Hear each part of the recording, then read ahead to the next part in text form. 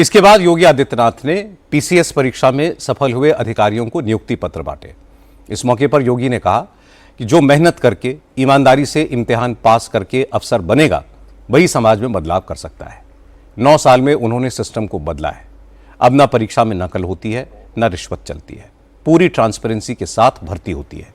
इसका असर दिख रहा है। योगी ने कहा कि 2017 से पहले नकल के बिना एग्जाम होना इम्पॉसिबल था। रिश्वत और सिफारिश के बिना नौकरी मिलना असंभव था, लेकिन अब मेहनत करने वाले युवाओं को नौकरी मिलती है। इसलिए जिन लोगों को नौकरी मिली है उनकी भी ड्यूटी है कि फील्ड में जाकर ईमानदारी से काम करें। हम ये कभी अनुमान कोई लगा ही नहीं सकता कि अगर भर्ती की प्रक्रिया ही पारदर्शी न हो और शुचितापूर्ण हो तो जिन लोगों का चयन होगा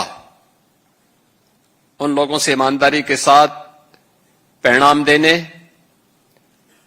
प्रदेश की गति को प्रगति और समृद्धि की नई ऊंचाइयों तक पहुंचाने में योगदान वे कर पाएंगे, यह अपने आप में एक दिवा स्वप्न ही होगा। गति को प्रगति की ओर वही ले जा सकता है जो ईमानदारी के साथ जिसका चयन हो और जिसने अपने परिश्रम से, अपनी मेहनत से वह स्थान प्राप्त किया है। सिफारिश से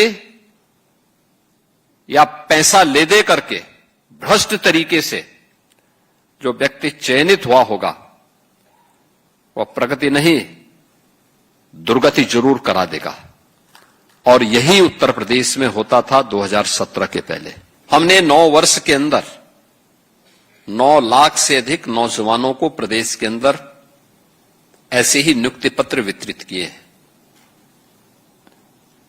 ये 9 लाख नौजवान कभी नियुक्ति पत्र नहीं प्राप्त कर पाते अगर अच्छी सरकार नहीं होती। आपको नकल विहीन परीक्षा के माध्यम से परीक्षा देने का अवसर भी प्राप्त हुआ। आपको